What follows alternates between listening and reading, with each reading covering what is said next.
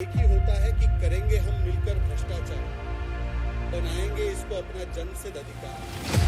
कोई एजेंसी या कोर्ट हमें पकड़े तो मातम मनाते हुए चिल्लाएंगे अत्याचार अत्याचार और खेलेंगे और 14-14, 15-15 लोगों की लिस्ट लेकर लालू जी करप्ट है, सोनिया जी करप्ट है, सोनिया जी को गिरफ्तार किया जाना चाहिए, राहुल गांधी करप्ट है, फलाना करप्ट है, ढिमकाना करप्ट है, मुलायम सिंह यादव जी करप्ट है। ऐसी फहरिस्त निकाल कर घूमने वाले लोग आज ऐसे लोग एएपी को पूछना चाहते हैं। यदि आपका कहना यह है कि आपके साथ वेंडेटा पॉलिटिक्स हो रहा है, आपके साथ केवल और केवल द्वेषपूर्ण कार्रवाई हो रही है, चुनाव तक नहीं मिला, मार्च 2023 से 2023 और उसके बाद कई बार अनेकों कोर्ट में जाने के बाद भी मनीष सिसोदिया को कोई राहत नहीं मिली। उल्टा सीबीआई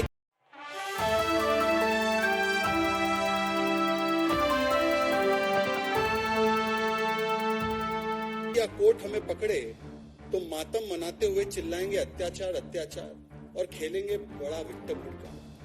और ये स्टैंडर्ड ऑपरेटिंग प्रोसीजर बन चुका है और अधिक पाप एएपी का। आज सवाल यह बनता है कि जो लोग अन्ना हजारे के शिष्य बनकर राजनीति में आए थे, उनका ऐसा सियासी धर्मांतरण हुआ है और होना भी है। आजकल तो लालू प्रसाद यादव जी के शागिर्द बने घूमते हैं, तो ऐसा सियासी धर्मांतरण का कोई किस्सा आपने कभी भी देखा नहीं होगा। एक समय था कि बिना कोई सबूत, बिना कोई कोर्ट के आदेश, ये 14-14, 15-15 लोगों की लिस्ट लेकर घूमते थे। लालू जी करप्ट है, सोनिया जी करप्ट है, सोनिया जी को गिरफ्तार किया जाना चाहिए, राहुल गांधी करप्ट है, फलाना करप्ट है, ढिमकाना करप्ट है, मुलायम सिंह यादव जी करप्ट है। ऐसी फहरिस्त निकाल कर घूमने वाले लोग आज ऐसे लोगों के साथ गठबंधन करते हैं और जब एक के बाद एक कोर्ट के द्वारा अलग अलग तरीके से उनको कोई भी राहत नहीं मिलती है, तब भी ये विक्टिमहुड कार्ड खेलते हैं। आज सुबह से ही इनका एक टेप रिकॉर्डर चल रहा है। जब भी कोई कोर्ट की कार्रवाई, कोई इन्वेस्टिगेटिंग एजेंसी की कार्रवाई होती है, आप एक पैटर्न नोट करना, सुबह से एक टेप रिकॉर्डर शुरू हो जाता है और शाम तक वही टेप रिकॉर्डर चलता है। एक भी सवाल का जवाब नहीं दिया जाता, बस वही टेप रिकॉर्डर चलता है। हमारे साथ तो देखिए वेंडेटा हो रहा है, हमारे साथ विद्वेषपूर्ण कार्रवाई हो रही है, अभी तक तो एक झुंझुना भी नहीं मिला है।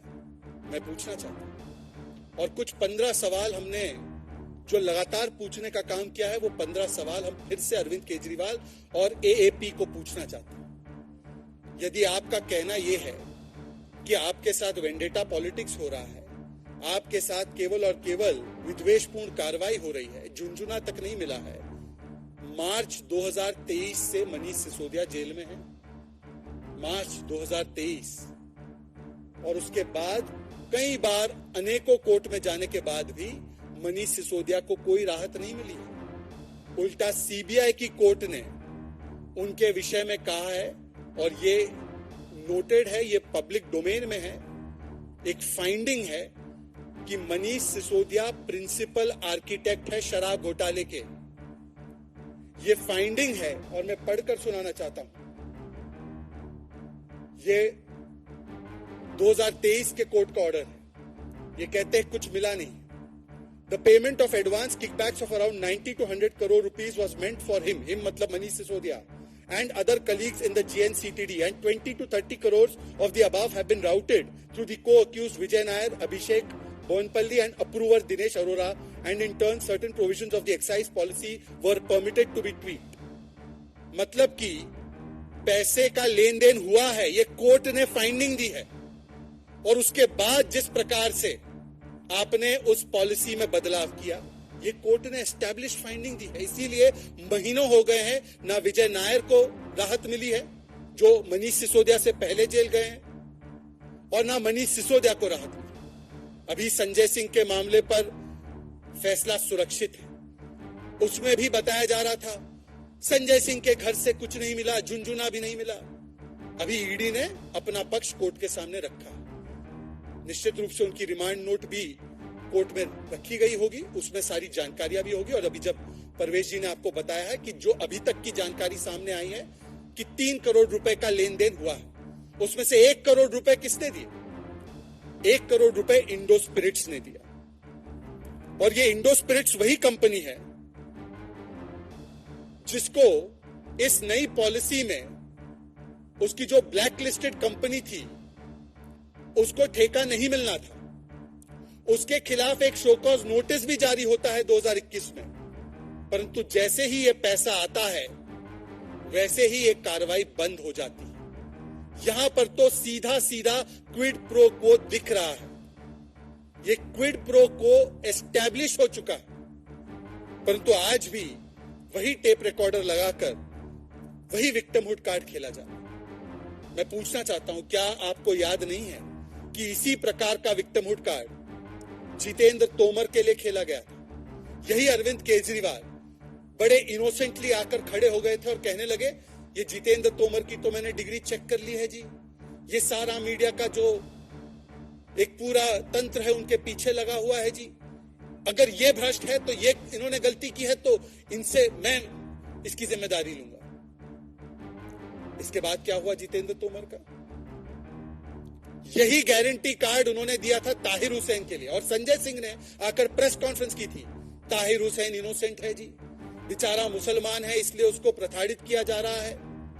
ये भाजपा के लोग इसी प्रकार से करते हैं। ताहिर हुसैन को कोर्ट ने आज तक राहत ही नहीं दी है, बल्कि यह भी कहा है कि अंकित शर्मा के मामले में और दिल्ली दंगों में वो की मास्टरमाइंड है।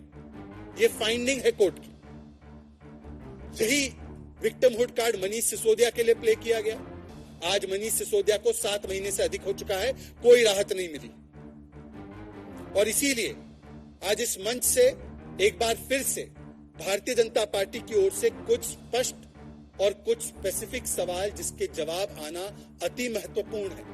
कोर्ट से जो भी आता रहेगा, अब थोड़ी देर में संजय सिंह के मामले पर भी आ जाएगा फैसला सुरक्षित है, परंतु इररिस्पेक्टिव ऑफ दैट, इस शराब घोटाले को लेकर जो कुछ सवाल आज तक जिसके जवाब आए नहीं है, और इस सवाल को कई लोगों ने उठाया, परवेज जी ने भी उठाया। क्या धवन कमेटी रिपोर्ट के विरोध में जाकर आपने 2.5% से 12% कमीशन बढ़ाई ताकि ये शराब घोटालेबाजों को मुनाफा हो? क्या इसका कोई बेसिस था? हाँ या ना? क्या आपने धवन कमेटी की रिपोर्ट खिलाफ जाकर होलसेल जो है वो प्राइवेट सेक्टर को दिया, जिससे कि कार्टेलाइजेशन हुआ, मोनोपोलीज बनी? हाँ या ना?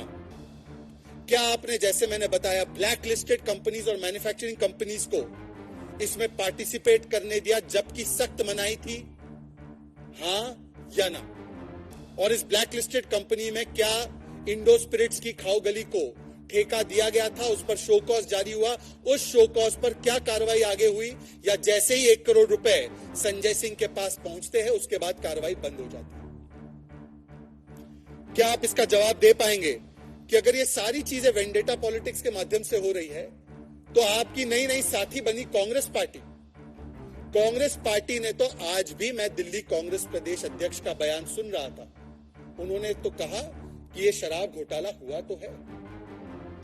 कॉस्मेटिकली वो चाहे जो भी कह दे, चाहे अजय माकन हो, चाहे दिल्ली प्रदेश के उनके अभी अध्यक्ष लवली जी हो, चाहे कांग्रेस के अन्य नेता हो, अलका लांबा जैसे, ये तमाम नेताओं ने कैटेगोरिकली कहा है मनीष सिसोदिया, अरविंद केजरीवाल, संजय सिंह और ये पूरा जो इकोसिस्टम है शराब घोटालेबाजों का, उन पर कार्रवाई होनी चाहिए। शराब घोटाला हुआ है। और क्या कांग्रेस ने आज इसका स्टैंड बदल दिया है? कल शाम से एक भी डिबेट पर कांग्रेस पार्टी नहीं आ पा रही, बुलाए जाने के बाद भी। अब ये पता नहीं क्यों, उनसे पूछा जाना चाहिए। क्या कोर्ट्स भी वेंडेटा कर रहे हैं क्या? मार्च से लेकर अब तक, सितंबर अक्टूबर से विजय नायर जेल में है 2022 से, तो क्या कोर्ट भी वेंडेटा पॉलिटिक्स कर रही है? इसका भी जवाब आज तक नहीं मिला। एक आरटीआई आई है, दिल्ली सरकार की ही आरटीआई, और उस आरटीआई में साफ साफ कहा गया है कि इस पूरे स्कैम में लगभग 2000 करोड़ रुपए का नुकसान दिल्ली सरकार के राजस्व को हुआ। यह पहला ऐसा स्कैम था जिसमें कि ये बता रहे थे वर्ल्ड्स बेस्ट पॉलिसी है। इसमें दारू की सेल तो बढ़ गई, लिकर की सेल तो बढ़ गई, परंतु रेवेन्यू घट गई। और रेवेन्यू घटने का कारण ही यही था कि आपने अपने शराब घोटालेबाजों को बड़ा मुनाफा कमाने दिया और सरकारी तिजोरी में सेंधमारी कर दी। अगर घोटाला हुआ ही नहीं अरविंद केजरीवाल जी, तो पुरानी पॉलिसी पर आज क्यों चले गए नई पॉलिसी को आपने चेंज करके? और अभी पुरानी पॉलिसी को हाल ही में एक्सटेंड भी किया गया। अगर आपका घोटाला हुआ ही नहीं है, शराब घोटाला हुआ ही नहीं है, तो बताएं किस प्रकार से 144 करोड़ रुपए का वेवर दिया गया इन शराब घोटालेबाजों को, वो भी उस समय पर जब कोविड का पीक काल था। कोविड काल में दो ही काम हो, एक तो शीश महल बना और दूसरा 144 करोड़ का कभी वेवर दे दिया अपने शराब घोटालेबाजों को, कभी 30 करोड़ की ईएमडी जो रिफंड नहीं करनी थी, जिसको सरकार को रखना था, तो एयरपोर्ट जोन के लाइसेंस के बदले उस ईएमडी को रिफंड कर दिया गया। क्या ऑपरेशनल पीरियड लाइसेंस का जो 1 अप्रैल 2022 तक था, इसको बिना ड्यू अप्रूवल के 31 जुलाई 2022 तक किया गया? नहीं किया गया। क्या रिलैक्सेशन करके इस पूरी नीतियों में एक मोहल्ले में 2 से अधिक ठेके खोलने की अनुमति दी या नहीं दी? कहीं मस्जिद के पास ठेका खोल दिया, कहीं मंदिर के पास, कहीं गुरुद्वारे के पास, कहीं स्कूल के पास। अस्पताल तो कितने बने हर मोहल्ले में मुझे नहीं पता, कितनी सेवाएं दी हर मोहल्ले में नहीं पता, पर हर मोहल्ले में 2 से अधिक ठेके खोलने का काम अगर किया गया तो अरविंद केजरीवाल के द्वारा किया गया। और कौन सी पॉलिसी के तहत पूछा गया कि इसको खोलना है नहीं खोलना है? इन्होंने तो कहा था कि हम जनता से पूछकर ये निर्णय लेंगे। क्या जनता से पूछा गया था? इसके बाद सी अरविंद, जो कि सेक्रेटरी है मनीष सिसोदिया के, वो स्टेटमेंट देते हैं और ये मैजिस्ट्रेट के सामने स्टेटमेंट दिया गया है कि स्वयं अरविंद केजरीवाल के घर पर पॉलिसी को ट्वीक करके शराब घोटालेबाजों को मन मुताबिक पॉलिसी बनाकर देने का काम किया गया। ये कोई इक्का दुक्का स्टेटमेंट पर नहीं, ये कोई कल जो लोग अप्रूवर बने हैं उनके स्टेटमेंट पर नहीं, ये बहुत ही लंबा केस है जिसमें डिजिटल एविडेंस भी है, जिसमें 164 के बयान भी है, जिसमें पैसों की लेन देन भी है और जिसमें कई सारे नियम जो वायलेट हुए हैं उसका भी एक लंबा एक पूरा प्रोसेस है। किस प्रकार से जब फैसले करने की अनुमति नहीं थी तो 50 रुपए प्रति क्रेट इंपोर्टेड लिकर को डिस्काउंट दिया गया। ये सारे सवाल स्पेसिफिक सवाल है, परंतु आज तक एक भी स्पेसिफिक सवाल का शराब घोटाले को लेकर जवाब इनकी तरफ से नहीं आया, जबकि इनके मंत्री प्रेस कॉन्फ्रेंस करते। इसीलिए आज मैं केवल 2-3 बातें कहकर अपनी वाणी को विराम दूंगा। यदि ये फिर से अगर कहते हैं कि ये वेंडेटा पॉलिटिक्स है, सबसे बड़ी हिपोक्रेसी आम आदमी पार्टी के मैं आपको दिखाता हूं। छत्तीसगढ़ में भी एक प्रकार का लिकर स्कैम हुआ है जिसको ईडी इन्वेस्टिगेट कर रही है। अब दोनों में कंपटीशन है, दोनों ही पार्टियां ट्विन टावर ऑफ करप्शन तो है ही, तो दोनों ट्विन टावर में करप्शन की होड़ लगी हुई है, कौन ज्यादा लूट सकता है। कांग्रेस ने जो छत्तीसगढ़ में लिकर स्कैम किया है, आम आदमी पार्टी ने उस पर बाकायदा प्रेस कॉन्फ्रेंस करते हुए कहा कि यही ईडी जो उसको इन्वेस्टिगेट कर रही है, वही ईडी जाकर भूपेश बाघेल को गिरफ्तार करे। बताइए, ईडी वहां काम करे तो चमत्कार और ईडी आप पर काम करे तो गुनहगार। इसीलिए आज विक्टिमहुड कार्ड खेलने का समय नहीं, आज हिसाब किताब देने का समय है। हमने 10 से अधिक सवाल इस पटल से आम आदमी पार्टी की तरफ रखे हैं, परंतु एक का भी जवाब आता नहीं है। केवल वो टेप रिकॉर्डर बजाकर चले जाते हैं। आज तक 800 करोड़ रुपए का ऑडियो टेप, वो कह रहे थे ना साजिश के तहत उनकी पार्टी को तोड़ा जा रहा है, भाजपा ने 800 करोड़ रुपए रखे हुए हैं, वो कहां है 800 करोड़ रुपए और उसका ऑडियो टेप? तो इस प्रकार की बातें करना, केवल आरोप लगाकर निकल जाना, यही इनका चरित्र बन चुका है। इसको लेकर कोई और सवाल होंगे तो आपके